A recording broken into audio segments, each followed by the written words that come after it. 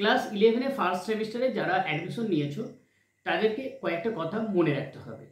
প্রথমত, ফার্স্ট সেমিস্টারে ভালো রেজাল্ট করতে গেলে এমসিকিউকে বেশি করে গুরুত্ব দিতে হবে।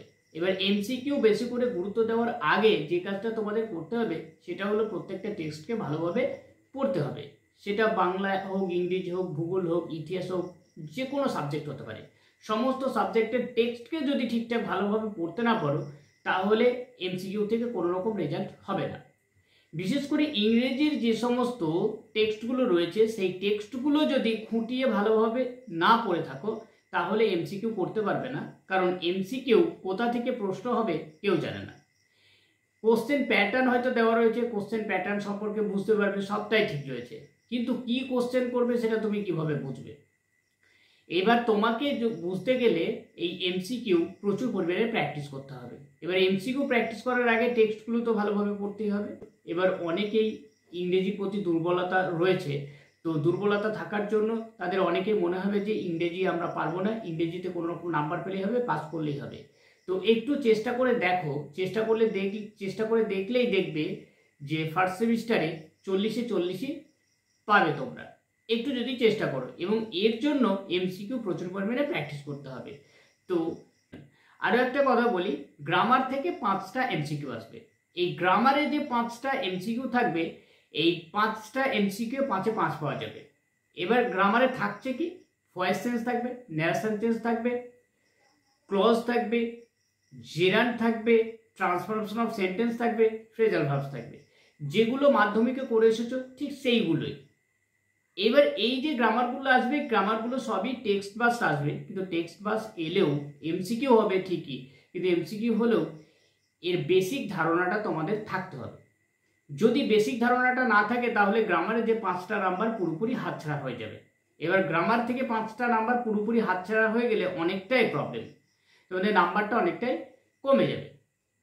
তাই এক কাজ করো, যাদের গ্রামারের বেসিক ধারণা নেই বা গ্রামার জানোই না, ভয়েস বলো, ন্যারেশন বলো, এবার টেন্স বলো, এবার টেন্স জানতে গেলে সাবজেক্ট ভার্ব এগ্রিমেন্ট সম্পর্কে জানতে হবে।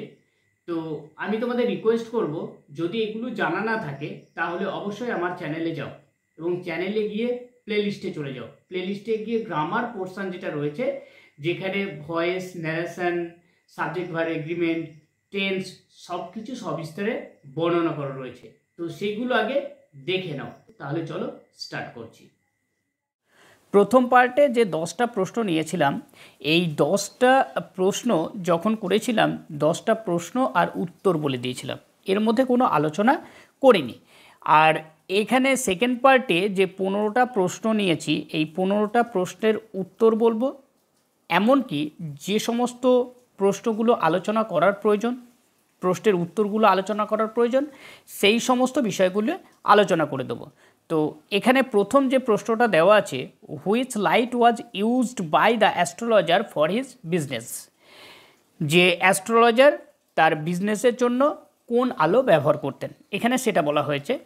যখন টেক্সটটা পড়া হয়েছে, টেক্সটটাতে দেখানো হয়েছে যে অ্যাস্ট্রোলজার নিজে কোনো লাইট ব্যবহার করতেন না, তিনি অন্যের আলোতে আলোকিত থাকতেন। অর্থাৎ তিনি যেখানে বসতেন তার চারপাশে অনেক দোকানদার ছিল, অনেক ভেন্ডর ছিল, বিক্রেতা ছিল, তাদের যে আলো, সেই আলোতে তিনি নিজের কাজকর্ম করতেন, নিজে কোনো আলো ব্যবহার করতেন না। তো এখানে 4টে অপশান দেওয়া আছে, the battery light, the lamp, the Chris cross light off market, the candle light. তো যখন আমরা পড়েছিলাম দেখেছিলাম যে হয়তো ইনি এখানে বসে রয়েছেন, এবার এইদিকে দোকান আছে, এদিকে দোকান রয়েছে, তার এই পাশে দোকান রয়েছে, এই পাশে দোকান রয়েছে, যা হোক দোকান রয়েছে। তো যে দোকানগুলো রয়েছে সেই দোকান থেকে লাইটগুলো এসে রিফ্লেক্ট করতো এইখানে যে অ্যাস্ট্রোলজার বসে আছেন সেই অ্যাস্ট্রোলজারের কাছে। তো এখানে যে অ্যান্সারটা হবে সেটা হবে the Chris cross light off market. তিনি যে মার্কেটে বসতেন সেই মার্কেট থেকে যে আলো রিফ্লেক্ট হতো সেই আলোতে তিনি আলোকিত থাকতেন, অর্থাৎ তিনি সেই আলোতে তার ব্যবসাটা করতেন। তাহলে এখানে অ্যান্সারটা হবে সি নম্বর। দ্বিতীয় যে প্রশ্নটা রয়েছে, the astrologer came from, astrologer কোথা থেকে এসেছিলেন এটা এখানে বোঝানো হয়েছে, অর্থাৎ অ্যাস্ট্রোলজার এসেছিলেন গ্রাম থেকে, এবং অ্যাস্ট্রোলজার যেখানে থাকেন সেই জায়গাটা একটা মফস্বল এলাকা, তিনি মার্কেটে বসেন, অ্যাস্ট্রোলজারে কাজ করেন। তাহলে গ্রামে থেকে এসেছিলেন কেন? গ্রামে তার বন্ধুর সঙ্গে কোনো একটা ঝামেলা হয়েছিল, এই ঝামেলার কারণে তাকে গ্রাম ছাড়তে বাধ্য হয়েছিল। এক কথায় বলা যায় যে গ্রামে তার একটা বিশেষ কিছু ঘটনা ঘটেছিল, সেই ঘটনার জন্য তিনি আর গ্রামে থাকতে পারেন না এবং গ্রাম থেকে তিনি এখানে চলে আসেন। তাই এখানে অ্যান্সারটা হবে a village. What was the charge of an astrologer for one question? একটা প্রশ্নের জন্য অ্যাস্ট্রোলজার কত টাকা চার্জ করতেন? এ রুপি, 3 পয়সা, 2 পয়সা না অ্যান আনা? এখানে একটা প্রশ্নের জন্য তিনি কত চার্জ করতেন? একটা প্রশ্নের জন্য তিনি 3 পয়সা চার্জ করতেন। চতুর্থ যে প্রশ্নটা রয়েছে, the astrologer's beard stream down his. অ্যাস্ট্রোলজারের দাড়িটি নেমে এসেছিলো। স্ট্রিম ডাউন কথার অর্থ হলো নিচের দিকে নেমে আসা। এই চিন থুতনির দিকে, চিক্স গালের দিকে, নোজ নাকের দিকে না লিপস ঠোঁটের দিকে? ঠোঁটে তো কোনো রকম দাড়ি নেমে আসেনি, এখানে নেমে এসেছে বলেছে। তারপরে নোজ নাকের দিকে তো নয়, চিন থুতনির দিকে তো নয়, তাহলে চিক্স। এখানে উত্তরটা হবে গালের দিকে, অর্থাৎ চিক্স। যখন টেক্সটটা পড়বে, টেক্সটটা পড়ার সময় দেখতে পাবে যে the astrologer beard stream down his chicks, এটা লেখা রয়েছে পুরোপুরি টেক্সটে। টেক্সটটা ভালো করে না পড়লে এই এমসিকিউর অ্যান্সারগুলো করা খুবই মুশকিল হয়ে পড়বে। তাই আগে টেক্সটগুলো ভালোভাবে পড়ে নাও, তারপরে তোমরা এই এমসিকিউগুলো করবে। কারণ এই এমসিকিউয়ের জন্য টেক্সটটা ভালোভাবে পড়া না থাকলে এই এমসিকিউগুলো মুখস্থ করে মনে থাকবে না। According to the astrologer, when the enemy of Guru Nayak was killed. এই অ্যাস্ট্রোলজারের মতে কখন গুরু নায়কের শত্রুকে হত্যা করা হয়েছে বা কবে মারা গিয়েছেন অ্যাস্ট্রোলজারের মতে? এই অ্যাস্ট্রোলজারের মতে যে 2 বছর আগে, 2 মাস আগে, না 1 বছর আগে, না 4 মাস আগে? এখানে অ্যান্সারটা হবে 4 মান্থস এগো। এই জায়গাটা একটু মনে করিয়ে দিই। এই গুরু নায়ক যখন এসেছিলেন অ্যাস্ট্রোলজারের কাছে তার বিভিন্ন সম্পর্কে জানতে, এবং সেই সময় তিনি বলেছিলেন যে তিনি এসেছেন তাকে যে মারতে চেয়েছিল সেই শত্রুর খোঁজে। এবং শত্রুর খোঁজে যখন ওই অ্যাস্ট্রোলজারের কাছে তিনি তার সমস্ত কিছু জানতে পারেন, তখন অ্যাস্ট্রোলজার বুঝতে পারেন যে ভদ্রলোক এসেছেন, অ্যাস্ট্রোলজার তাকেই একসময় আঘাত করেছিলেন এবং মেরে ফেলেছিলেন, কিন্তু সৌভাগ্যবশত তিনি বেঁচে যান, ওই গুরু নায়ক বেঁচে যান। তাই অ্যাস্ট্রোলজার বলেন যে তাকে আর খোঁজার দরকার নেই, যে ব্যক্তিকে আপনি খুঁজতে এসেছিলেন তাকে আর খোঁজার দরকার নেই, তিনি 4 মাস আগে মারা গেছেন ট্রাকের তলায় পড়ে গিয়ে। Why is Guru Nayak looking for the man who tried to kill him? কেন গুরু নায়ক একজন মানুষকে খুঁজছিলেন যিনি তাকে হত্যা করতে চেয়েছিলেন? কেন খুঁজছিলেন? টু মিট, দেখা করার জন্য, না টু ডিমান্ড অ্যান্ড এক্সপ্লানেশন, তিনি চেয়েছিলেন কোনো কিছু জানতে, না টু গেট অ্যান অ্যাপোলজি, তিনি ক্ষমা চাইতে চেয়েছিলেন, না টু গেট রিভেঞ্জ, তিনি প্রতিশোধ নিতে চেয়েছিলেন? এইখানে যে গুরু নায়ক শব্দটা রয়েছে, এই গুরু নায়ককে যিনি হত্যা করতে চেয়েছিলেন এবং তাকে তিনি খুঁজে বেড়াচ্ছেন গুরু নায়ক, তাহলে নিশ্চয়ই তার সঙ্গে দেখা করতে চাইবেন না। তিনি তাকে এটা দাবি করবেন না যে কেন তাকে হত্যা করতে চেয়েছিলেন। তিনি তার কাছে ক্ষমা চাইতে আসবেন না। একটাই হতে পারে, তিনি তাকে খোঁজ করছেন এই কারণেই তিনি তার কাছ থেকে প্রতিশোধ নিতে চান। তাহলে এইখানে অ্যান্সারটা হবে ডি, তিনি তার কাছ থেকে প্রতিশোধ নিতে চান, to get revenge. The astrologer allowed his customers to speak for. এই যে অ্যাস্ট্রোলজার, এই অ্যাস্ট্রোলজারের কাছে যে সমস্ত খরিদ্দাররা আসতেন, মানে তার যে ক্লায়েন্টরা আসতেন, সেই ক্লায়েন্টরা এসে অ্যাস্ট্রোলজারের সঙ্গে কতক্ষণ কথা বলতে পারতেন, এটা এখানে বলা হয়েছে কতক্ষণ কথা বলতে পারতেন। এখানে 10 মিনিটস, 12 মিনিটস, 5 মিনিটস না 4 মিনিটস? অ্যান্সারটা হবে 10 মিনিটস। অ্যাস্ট্রোলজারের কাছে যখন কোনো ক্লায়েন্ট আসতেন, সেই ক্লায়েন্ট যখন আসতেন এবং ক্লায়েন্টকে তিনি সুযোগ দিতেন 10 মিনিট বলার জন্য, এই 10 মিনিট যখন কথা বলতো তখনই অ্যাস্ট্রোলজার বুঝে যেতেন যে তার কি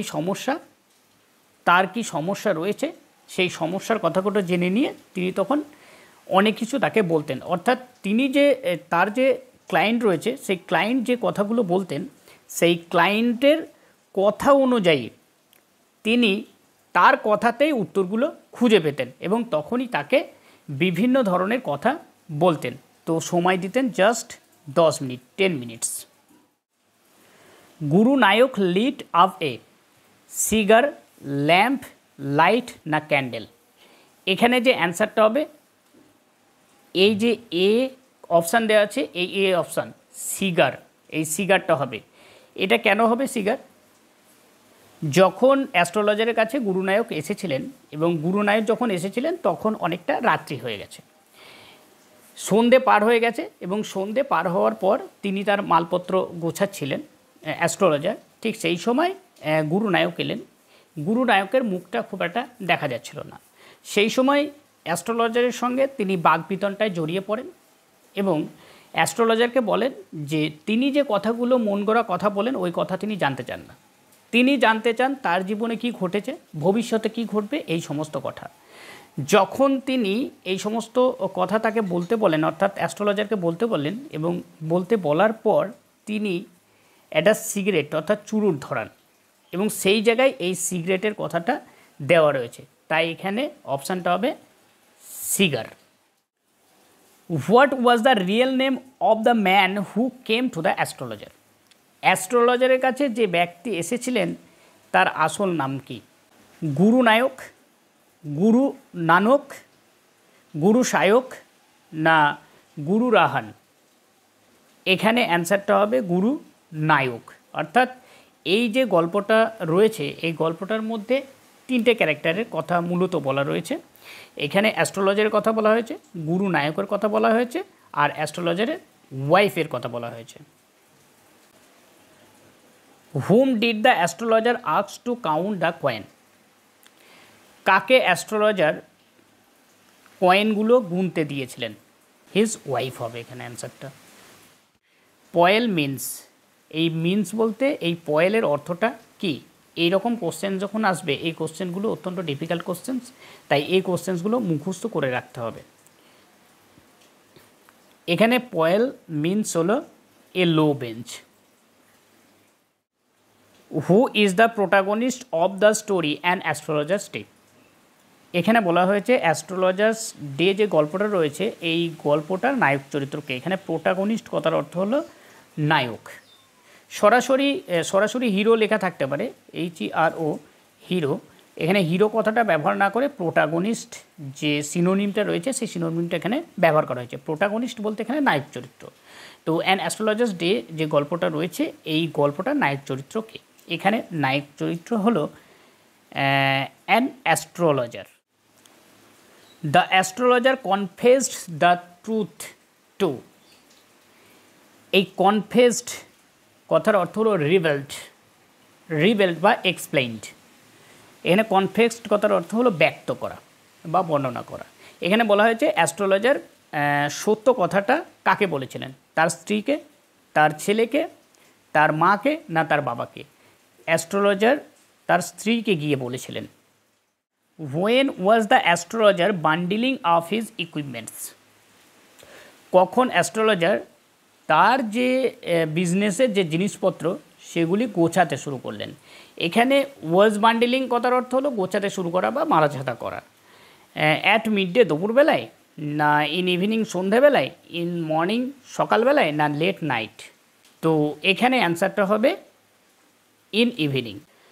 লাস্ট যে কোশ্চেনটা নিয়েছি, the astrologers wife wanted to make sweets for. এখানে অ্যাস্ট্রোলজারের ওয়াইফ বেশ মিষ্টত্ব কিছু জিনিস তৈরি করেছিল কার জন্য? এটা এখানে বলা হয়েছে হার হাজব্যান্ড তার স্বামীর জন্য, না হার ইনলজ না হার নেইবার্স, না হার চাইল্ড? এখানে অ্যান্সারটা হবে হার।